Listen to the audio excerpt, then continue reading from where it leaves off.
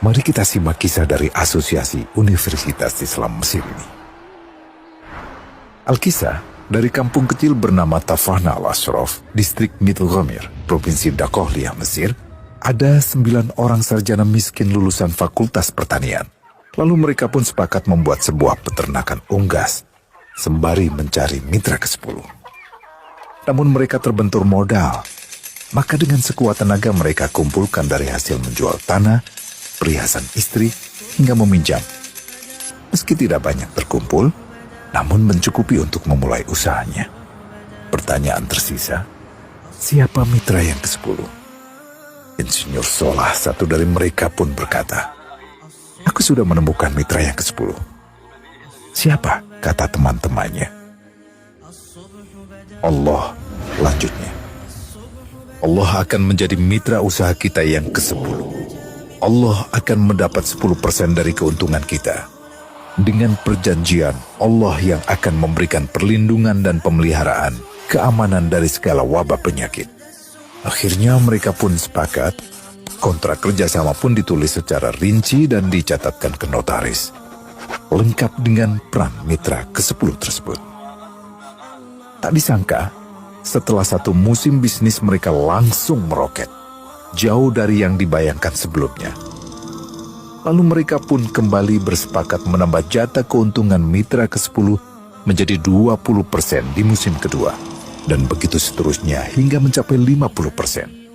Lalu bagaimana keuntungan mitra ke-10 itu dialokasikan? Dimulai dengan membangun sekolah dasar Islam putra, lalu lanjut putri, kemudian sekolah menengah putra, kemudian putri. Tambah lagi madrasah aliyah putra, lalu putri. Tapi karena keuntungan terus membanjir, akhirnya dibentuklah Baitul Mal. Dan mereka pun mengajukan ke pemerintah untuk membangun universitas di kampung. Awalnya ditolak dengan alasan tiadanya akses bagi para mahasiswa. Tak berapa lama mereka pun mengajukan pembangunan universitas lengkap dengan stasiun kereta beserta jalurnya dengan biaya mandiri. Akhirnya permintaan ini disetujui, dan pertama dalam sejarah Mesir berdirilah sebuah universitas di perkampungan kecil. Semakin berkembang, dibangun pula fakultas kedua, ketiga, keempat hingga asrama putri dengan kapasitas 600 kamar. Lalu asrama putra dengan 1000 kamar. Tiket kereta api pun digratiskan untuk memudahkan transportasi menuju kampung tersebut. Tak cukup hanya itu, dibangun Baitul Mal berikutnya hingga hilang kemiskinan di daerah tersebut. Dan program ini diduplikasi ke kampung-kampung lain hingga bisa dikatakan tak ada kampung yang disinggahi Insinyur Solah kecuali akan dibangun Baitul Mal untuk warga. Bantuan pun diberikan untuk fakir miskin dan para janda. Pemuda pengangguran pun dilatih untuk mengelola perkebunan sayur hingga mandiri, bahkan sampai bisa mengekspor ke negara tetangga. Pada saat panen raya, seluruh penduduk dikirimi paket sayur. Di hari pertama Ramadan diadakan buka puasa bersama untuk seluruh penduduk desa.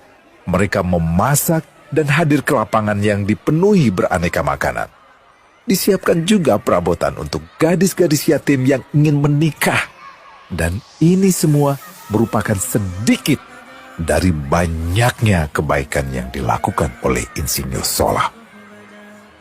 Hingga pada akhirnya disepakatilah keuntungan perusahaan 100% untuk Allah.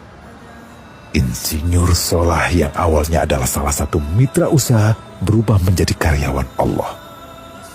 Dia hanya menerima gaji, namun dia memberikan Tuhannya syarat agar membuatnya hanya butuh kepadanya dan hanya meminta kepadanya.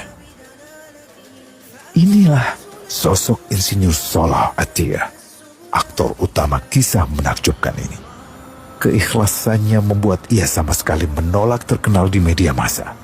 Dan kini, meski orang yang melibatkan Allah ke dalam bisnisnya ini telah wafat, terbayang seluruh amal jariahnya yang selalu mengalir untuknya. Masya Allah, Pertanyaannya, akankah ini hanya menjadi sebatas kisah saja? Atau menjadi teladan bagi kita untuk mengikuti jejaknya? Sahabat fillah yang dirahmati oleh Allah Subhanahu wa taala. Setelah kita menonton video sampai habis, bagaimanakah perasaan hati kita? Bagaimanakah kisah dari insinyur Salah Atiyah tersebut? Apakah bisa menjadi motivasi bagi kita? Apakah bisa menjadi inspirasi bagi kita? Jangan lupa komen. Semoga bermanfaat bagi kita semua. Wabillahi taufiq wal hidayah. Assalamualaikum warahmatullahi wabarakatuh.